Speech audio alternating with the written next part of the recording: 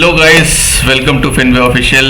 आज बहुत ही special video होने वाला है। आज हमारे साथ हैं हमारे एक trader friend mister Puneet Agarwal, जो आपको एक बहुत ही बढ़िया इंडिकेटर के बारे में बताएंगे। और वो इंडिकेटर का नाम है इचिमोकू, अगर मैं करेक्ट नाम ले पा रहा हूँ तो पुनीत, थोड़ा सा इंट्रोडक्शन दे दीजिए आप अपने बारे में और बताइए कि आप कैसे स्टॉक मार्केट में आए और आपका ट्रेडिंग एक्सपीरियंस कैसा रहा है। स्टॉक मार्केट में कैसे है इसका तो कोई आंसर नहीं है स्पेसिफिक, बस रैंडमली आ गए। ऐसे कुछ दोस्तों को देखा और ऐसे कभी CNBC आवाज़ देख रहे थे तो लगा कि कुछ करना चाहिए। CNBC आवाज़ देख के आपके मन की आवाज़ जाग उठी। पहले तो कैश ट्रेडिंग की कुछ मज़ा नहीं आया, फिर सोचा थोड़ा सा ऑप्शन ट्रेडिंग की जाए और कैश ट्रेडिंग की जगह उसकी जगह पोर्टफोलियो बनाया जाए। तो धीरे धीरे फिर अपन ट्रेडिंग की तरफ आए थ्रू ऑप्शन ट्रेडिंग। लेकिन सिंपली तो ऐसा है नहीं कि आपने ऑप्शन लिया और अगले दिन प्रॉफिट हो जाए। शुरू में तो प्रॉफिट हो जाता है, उसके बाद कौन बताएगा। और मैंने एक चीज़ देखी है CNBC आवाज़ पे, जब वो कहते हैं ना बाई तो उसका मतलब होता है होल्ड करो, तो जब वो कहते हैं होल्ड तो कहते हैं सेल करो। लेकिन ये बहुत देर से समझ में आया, तो मैंने कहा chart reading is very important, chart सीखना चाहिए। तो चार्ट रीडिंग के लिए जैसे बहुत सारे तरीके होते हैं, इंडिकेटर्स होते हैं, तो आज आप कौन से इंडिकेटर को बताना चाहेंगे? हाँ, ये एक बहुत ही अच्छा क्वेश्चन है। और इवन ये बिगनर ही नहीं, केवल जो और भी लेवल के लोग हैं ना, जिनको 3-4 साल 10 साल भी हो जाते हैं, वो भी इसी में फंसे रहते हैं कि क्या यूज़ करें, कौन सा चार्ट लगाए, कौन सा इंडिकेटर यूज़ करें, कि प्रॉफिट हो रहा है कभी नहीं हो रहा है, करना क्या चाहिए। तो सबसे पहले तो चीज़, आप किसी भी एक इंडिकेटर को पकड़ लो आप और उसको 100% फॉलो करो। कि अगर जब आपको कन्विक्शन लगे कि हाँ अब ये मेरी रेंज में आ रहा है, उसी दिन ट्रेड लेना है। आप दिन आप ट्रेड मत करिए, कोई जो थोड़ी ना ट्रेड रोज करना है। तो मैंने अपना एक सेटअप बनाया कि पहले तो मैं सीखा इचिमोकू। क्योंकि अब इचिमोकू मैंने क्यों सीखा, क्योंकि जैसे कि और भी सारे RSI हो गया, फिर एक MACD है। RSI थोड़ा लैग करता है, जब वो ट्रेड हमें लेना होता है ना, तो वो एक जो दिखाता है कि हाँ अब लेना चाहिए, तब तक ट्रेड हो चुकी होती है, एक्चुअली मूवमेंट आ चुका होता है। तो मेरे किसी काम का नहीं, क्योंकि अपने को 2-3 दिन रख के निकालना होता है और हमको ऐसी जगह बाई करना है कि हमें प्रॉफिट हो। जब बताया जा रहा है तब नहीं, हम पहले से खरीद के, और जब बताया गया तब बेचना है हमको, ये दिमाग में होता है। फिर एक आया दिमाग में MACD भी एक अच्छा इंडिकेटर है, लेकिन जब उसमें क्रॉसओवर के ऊपर जा रहा होता है ना, वो पॉइंट पे जब क्रॉसओवर होता है तब एक्चुअली ट्रेड स्टार्ट हो चुकी होती है। वो पॉइंट कब होना है ये बड़ा ट्रिकी है, उसको समझना बड़ा ट्रिकी है। फिर मैंने तो मतलब बट ऑब्वियस सभी लोग सर्च करते रहते हैं क्या करें, तो मैंने एक्चुअली एक सेटअप बनाया है अपना। इचिमोकू एक कैंडल सेटअप है, इसे कहते हैं इचिमोकू क्लाउड। साथ में 50 डीमा, मतलब 50 डेज का मूविंग एवरेज, अगर आप डेली चार्ट पे यूज करोगे वो, और प्लस फ्रैक्टल केओस इंडिकेटर, इन तीनों का बस सेटअप यूज करता हूँ मैं, और कुछ नहीं। तो चलिए चार्ट पे देखते हैं और प्रैक्टिस करके देखते हैं इसको। तो अभी आप ये देखो, ये टाइटन है। आप स्क्रीन शेयर करना पड़ेगा पुनीत आपको। हाँ sorry, I didn't share my screen.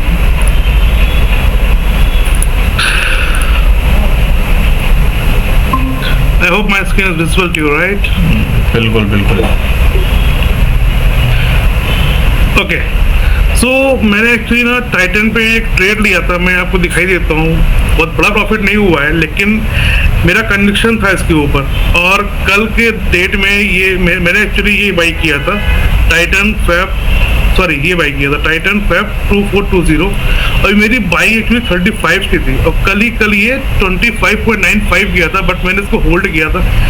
क्यों होल्ड किया था? क्योंकि मेरा कन्विक्शन लेवल जो था, मुझे लगा अगर उसके नीचे क्लोजिंग हुई इचिमोकू के हिसाब से, तो ये जो है फिर ये टूट जाएगा, और अगर नहीं हुआ तो ऊपर चला जाएगा।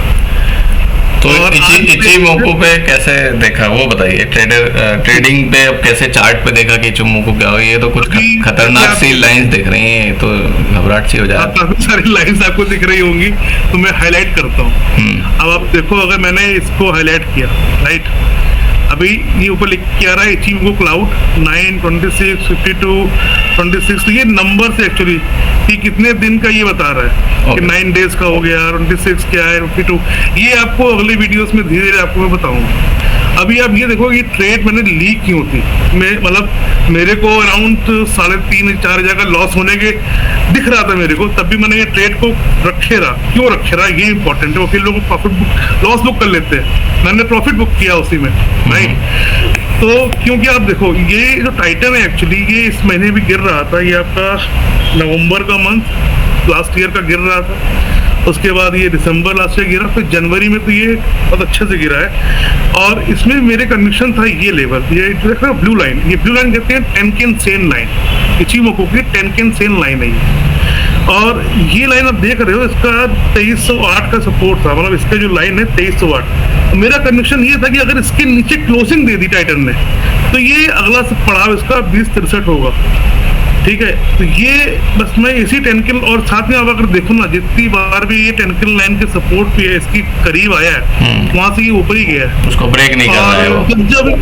जब इसने मंथली तौर पे इसको क्लोज कर, मतलब अगर नीचे की तरफ क्लोज हुआ है ये इस टेनकिल लाइन के नीचे, तो फिर इसने किजुन, ये आप देखो नीचे लाइन दिख रही है ये लाल वाली, दैट्स द किजुन सेन। जब इसके नीचे गया है तो ये किजुन सेन भी गया है। मतलब ये आपके लिए अच्छी चीज है कि अगर कोई ट्रेड कोई कैंडल अगर मंथली में इसके नीचे क्लोज हो रही है तो आप खुद ले सकते हो अगले मंथ के लिए। तो यहाँ क्लोज हुई, अगले मंथ में सीधे नीचे गया है और सीधे किजुन के पास गया, और उसके बाद जैसे ही किजुन पे अच्छा सपोर्ट है वहां से सीधे ये वापस हुआ और फिर काफी अच्छी रिकवरी की। इसे देखिए अब कहाँ से कहाँ गया ये देखो 1850 से लेकर के सीधे 2800 के आसपास वहां तक गया। वही मेरा कन्विक्शन था यहाँ पर कि अगर ये इसके नीचे क्लोजिंग देगा तो मैं एग्जिट कर दूंगा, लॉस बुक कर लूंगा, लेकिन क्लोजिंग इसके ऊपर हुई। फिर उसके बाद और भी चीजें, ये तो एक लेवल हो गया कि मुझे एक ट्रेड होल्ड क्यों करनी है 2308 का। अभी उसके बाद देखिए वीकली आता है, तो इसमें एंट्री कहाँ पे लेनी चाहिए, कैसे पता चलेगा कि एंट्री, अगर डेली कैंडल पे लगा सकते हैं बताओ तो। हाँ, डेली कैंडल पे आते हैं।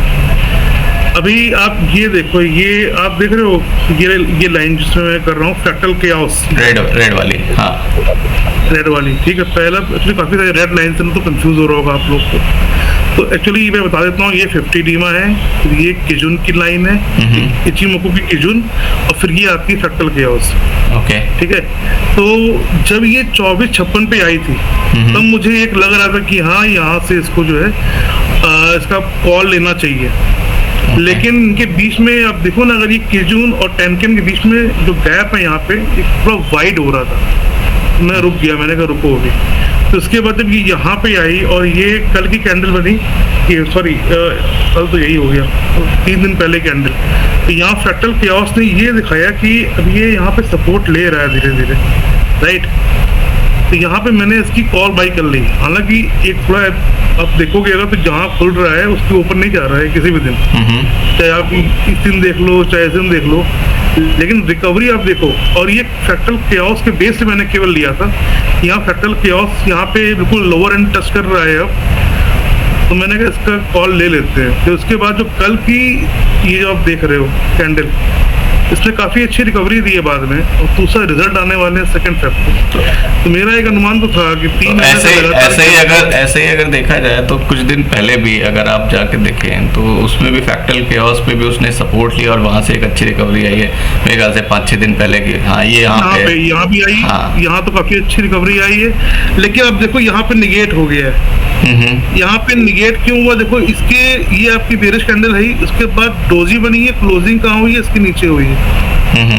क्योंकि यहाँ देखो आप इस फ्रैक्टल केओस तो ये क्या है, कहा जा सकता है कि फ्रैक्टल केओस पे अगर कुछ कंसोलिडेशन मिलता है तो उसके बाद अगर कुछ बुलिश कैंडल बनती है, स्ट्रक्चर बनता है, तो बुलिश कैंडल बने और उस पर्टिकुलर जो आपका प्राइस बैंड चल रहा है, यहाँ पे जो लेवल चल रहा है ना फ्रैक्टल केओस का, इसके ऊपर की अगर क्लोजिंग मिलती है तो फिर आप बाई करके चल सकते हो। और वो टारगेट हम कहाँ तक ले सकते हैं, किजुन लाइन तक?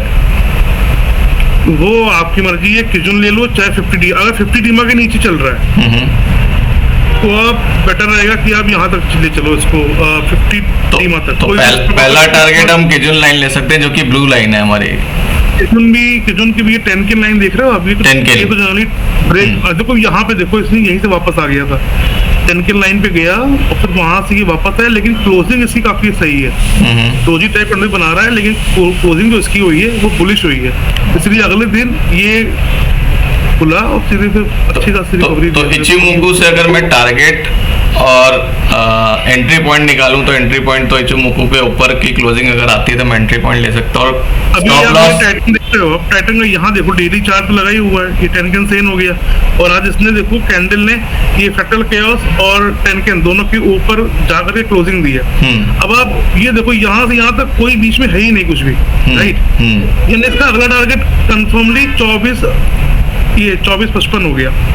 अभी आपको ये दिखाते हैं जादू कि तो ये किजुन लाइन तो बता ही रहा हमको कि ये 24-55 हमारा दिख रहा है टारगेट यहाँ के हिसाब से, राइट।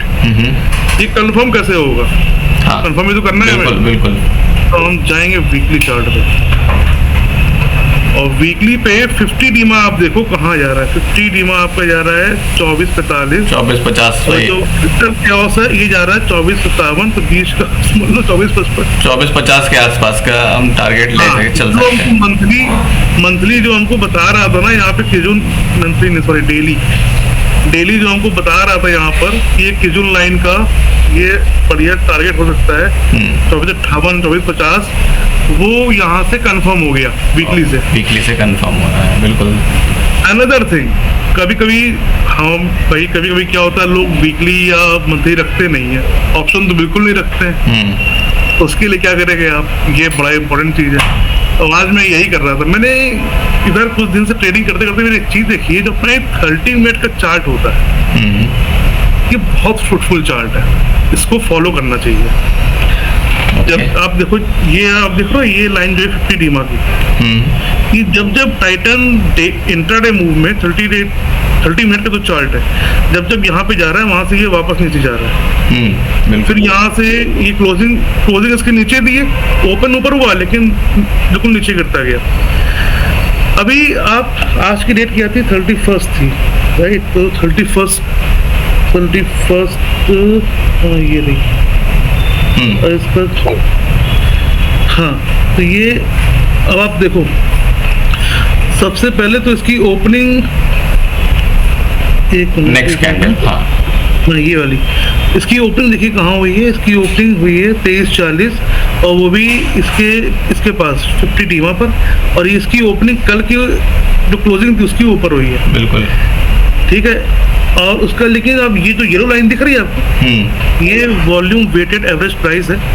अब देखो ये नीचे आई है उस प्राइस को चेक करने के लिए। अब कल का जो क्लोजिंग था 23:35 था, तो कल के क्लोजिंग को उसने रिटेस्ट करके वहां से ऊपर, सॉरी मैं कुछ गलत बोल गया एक्चुअली, इसकी ओपनिंग यहाँ पे हुई है 23:47, क्योंकि ये टोटल ग्रीन है ना। अगर हॉलो कैंडल होगी तो इसका मतलब नीचे से ऊपर जा रहा है, और अगर ये पूरी कलरफुल होती है इसका मतलब ऊपर से नीचे जा रहा है। अच्छा, एक्चुअली ओपनिंग ठीक है, हाँ। तो एक्चुअली इसमें बस ये ग्रीन इसलिए है क्योंकि कल की क्लोजिंग के ऊपर क्लोज हुआ, इसलिए ग्रीन है।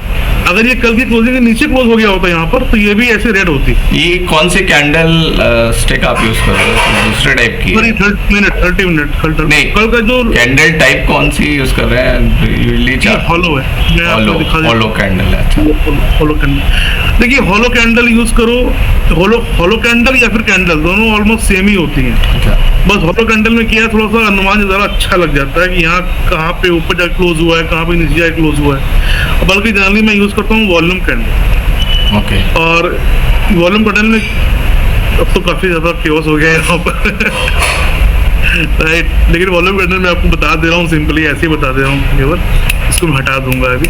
आप देखो ये मोटी सी कैंडल बन रही, हरी वाली है हॉलो कैंडल, इसका मतलब यहाँ बाइंग वॉल्यूम बहुत अच्छा है। ओके, आखिरी के आधे घंटे में बहुत अच्छा बाइंग वॉल्यूम आया, 3 से लेके 3:30 तक लोगों ने खूब अच्छे से खरीदारी करी है और खूब अच्छे से करी है। तो इसलिए देखिए इसकी जो कैंडल की जो विड्थ है ये काफी ज्यादा है in comparison to this one. Correct. और दिस वन, ठीक है। करेक्ट। इसमें वॉल्यूम काफी, इसमें बाइंग वॉल्यूम काफी अच्छा है। और उसके पहले यहाँ देखो अगर आप 2:30 से लेके 3 बजे तक में यहाँ पे सेल वॉल्यूम काफी अच्छा है। यहाँ लोगों ने बहुत अच्छे से सेल किया। क्यों सेल किया है ये मैं आपको बताऊंगा अभी। कोई भी स्टॉक होता है ना, जब अपने एक पर्टिकुलर रेजिस्टेंस से पहुंच जाता है तो वहां पे सेलिंग आती ही आती है। मैंने भी यही बुक कर लिया था प्रॉफिट अपना, ठीक है। तो अभी आप ये देखो, ये कैंडल भी हॉलो है, ये भी हॉलो है, लेकिन इसमें इतना वॉल्यूम नहीं आया है। लेकिन जो वॉल्यूम था वो बाई अच्छे से कर रहा था। इसमें क्या है, अगर जब कैंडल इतनी मोटी बनती है ना तो उससे फायदा होता है ऑप्शन ट्रेडर को, क्योंकि जब वॉल्यूम ज़्यादा होता है तो ऑप्शन में प्राइस बहुत तेज़ बढ़ते हैं। आपने कभी कभी देखा होगा TCS की बड़ी पतली सी लाइन बनती है, नीचे से लेकर ऊपर तक चली जाएगी, लेकिन ऑप्शन प्राइस बहुत ज़्यादा नहीं बढ़ता है। वो ऐसा इसीलिए होता है केवल क्योंकि प्राइस बेस्ड मूवमेंट तो होता है, बट वॉल्यूम उतना नहीं आता है उसमें, वॉल्यूम इतना नहीं होता।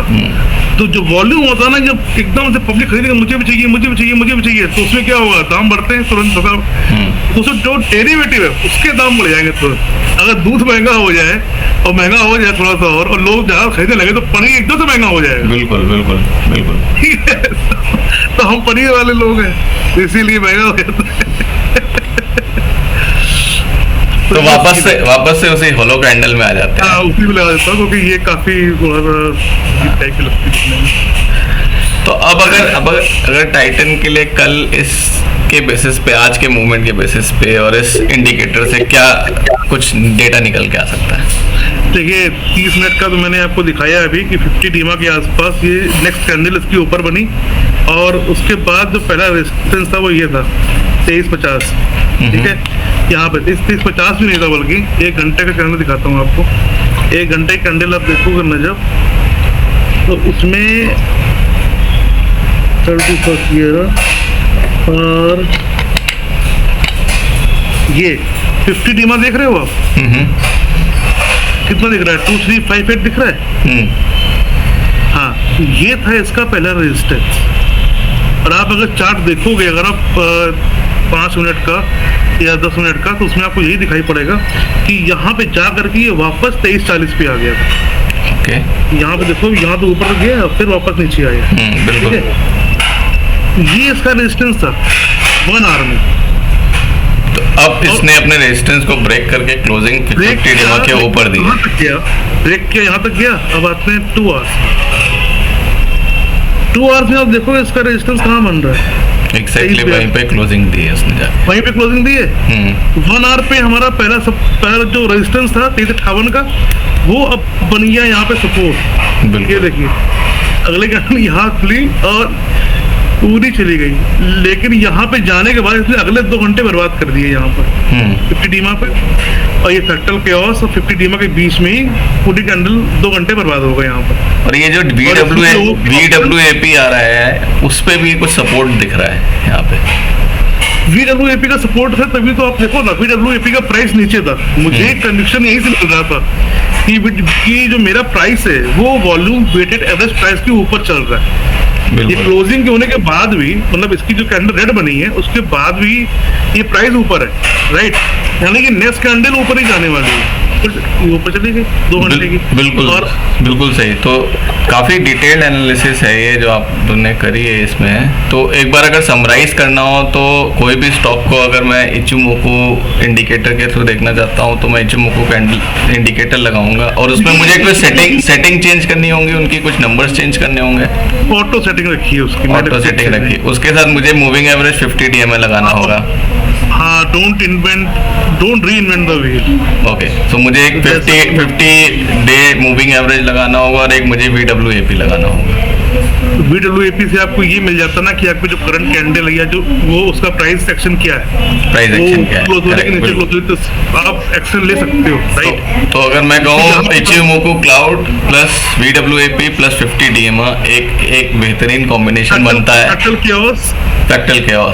मैं तो कभी कभी बताऊं कि इचिमोकू ही सफिशिएंट होता है, लेकिन 50 डीमा काफी अच्छा रहता है। 50 डीमा पे एक जो मिलता है ना कनेक्शन, वो बड़ा सॉलिड होता है। नहीं, इंट्राडे के पॉइंट ऑफ व्यू से एक्चुअली 50 डीमा जैसे दिखाया है आपने, वो अच्छा मूवमेंट फॉलो कर रहा है। 52 आवर्स का मूविंग एवरेज है ये। करेक्ट। यानी कि ये दो करने की जो बनी है ना, ये 50 हो जाएंगी तो उनका एवरेज आ रहा है ये। करेक्ट। अगर हम डी कर देंगे तो 50 डीमा हो जाएगा। एम होगा तो 50 मंथली हो जाएगा। एग्जैक्टली। हाँ, लेकिन इसमें जैसे हम MACD में फॉलो करते हैं ना, वैसे ही आप यहाँ भी फॉलो करिए। ये भी इस तरह का मूविंग एवरेज ही आ रहे हैं। डिफरेंट डेज की, ये मूविंग एवरेजेस हैं। तो अगर समराइज करना हो और कल के लिए अगर टाइटन जस्ट एक एग्जांपल की तरह लें तो किसमें क्या मूवमेंट हम देख सकते हैं? इसमें अपवर्ड मूवमेंट आना चाहिए, और ये मैं इसलिए कह रहा हूँ केवल कि अगर डेली चार्ट में लगा रहा हूँ तो ये तो टेनकेन सेन की ऊपर क्लोजिंग दी है। इसमें केवल एक चीज का डर है, मैं बताता हूँ वो डर क्या है। बहुत आवश्यक करता हूँ। ये जो दिख रहा है वॉल्यूम वेटेड एवरेज प्राइस, इसने 1 आवर के यहाँ पे क्लोजिंग दी है। इसी को क्लाउड है एक्चुअली, इस क्लाउड की जो ऊपर वाला रेड कलर लाइन है यहाँ पे क्लोजिंग दी है। कोई बड़ी बात नहीं है, कल ये वापस 2368 पे जाके इसको टेस्ट करे। वॉल्यूम वेटेड एवरेज प्राइस है। और अगर आपको याद हो तो अभी कल या परसों जो ओपनिंग हुई थी ना, वो भी 2368 की हुई थी। तो अगर मुझे 2368 रीटेस्ट होता है तो वहाँ पे एक बाइंग अपॉर्चुनिटी बन सकती है। बाइंग करिए तुरंत, क्योंकि ये फिर यहाँ पे आएगा और ये बाइंग लेवल बनेगा, और यहाँ से बाई अगर ये ऊपर ही आने वाला है तो और देखिए आप एक चीज और देखिए, 1 आवर की कैंडल में 50 डीमा एवरेज हो गया, ये टेनकेन सेन लाइन हो गई ये, और ये क्रॉस ओवर हो रहा है। बिल्कुल। तो क्या मैं 2368 पे एक एंट्री पॉइंट रख के 50 डेमा को स्टॉप लॉस लेके 24 एक टारगेट सेट कर सकता हूँ? 50 डीमा का स्टॉप लॉस ले लीजिए यहाँ पर 2358 का ये, ठीक है। क्योंकि आज देखिए यहीं से बाइंग आई थी, जो आज सकती 2 बार आई है बाइंग इसमें, एक बार 2358 के पहले, एक बार इसके बाद। तो इस लेवल को आप मान के चलो, ये तो सपोर्ट है, ये बढ़िया सपोर्ट है आवरली में। और अगर 2 आवर में भी एक बार चेक कर ही लेते हैं, हाँ 2 आवर में तो यही रेजिस्टेंसी दिखा रहा है जहाँ क्लोजिंग ही हुई है। तो यहाँ पे फ्रैक्टल किऑस देखिए आप 2368, यही मैं कह ही रहा था। तो 2368 एक एंट्री पॉइंट हो सकता है, और 23 लगभग 2350 के आसपास का स्टॉप लॉस लेके इसमें 1 से 2% की मूवमेंट पकड़ी जा सकती है। ये आपने बहुत अच्छा डिस्क्राइब किया है कि एंट्री पॉइंट कहाँ रखना है, स्टॉप लॉस कहाँ रखना है। बहुत अच्छा लगा। 2350 ना रखिए, 2358 रखिए, बल्कि वो 2358 अगर टूटेगा तो 2340 भी आएगा। अच्छा, हाँ। ये ध्यान देने वाली बात है कि कैसे नंबर 8 रुपए में बहुत बड़ा मूवमेंट होता है, तो वो 2350 नहीं 2358 1000 शेयर ले रखे हैं तो उसके लिए तो 8000 गए। बिल्कुल ठीक है। आई थिंक ये बहुत ही डिटेल में एक्सप्लेन किया है इचिमोकू क्लाउड। तो बहुत एक्चुअली बहुत बड़ी चीज है, इसमें बहुत बड़े बड़े कॉन्सेप्ट हैं जो अभी हमने डिस्क्राइब नहीं किया है इतने से वीडियो में। हम इसको बिल्कुल डिटेल वीडियो बनाएंगे, और एक बार आप स्क्रीन शेयरिंग आप चाहे तो बंद कर सकते हैं। तो अभी थैंक यू पुनीत, ये काफ़ी डिटेल्ड डिस्क्रिप्शन था इचिमोकू क्लाउड का, और उसके बैक टेस्टिंग कैसे टाइटन स्टॉक में हमने करी है। तो ऐसे ही हम और भी बेहतरीन वीडियो बनाएंगे डिफरेंट स्टॉक्स की, कैसे उन पर ट्रेड लिया जा सकता है, क्या इंडिकेटर्स होते हैं, प्राइस एक्शन कैसे है, चार्ट पैटर्न क्या होता है, इन सब पे बनाएंगे। और एक सीरीज की तरह बनाएंगे, जिससे कि हमारे जो ऑडियंस है, दर्शक है, उनको एक नॉलेज की तरह ये वीडियो को वो देख सकते हैं और सीख सकते हैं। आई होप आप सबको वीडियो पसंद आया होगा, एंड थैंक्स टू पुनीत, आपने टाइम दिया इस चीज़ के लिए। और हम मिलेंगे नेक्स्ट वीडियो में, तब तक के लिए thank you and Jai Hind. Thank you over, and thank you Finway official, आपने मुझे इनवाइट किया। Thank you very much. Thank you so much.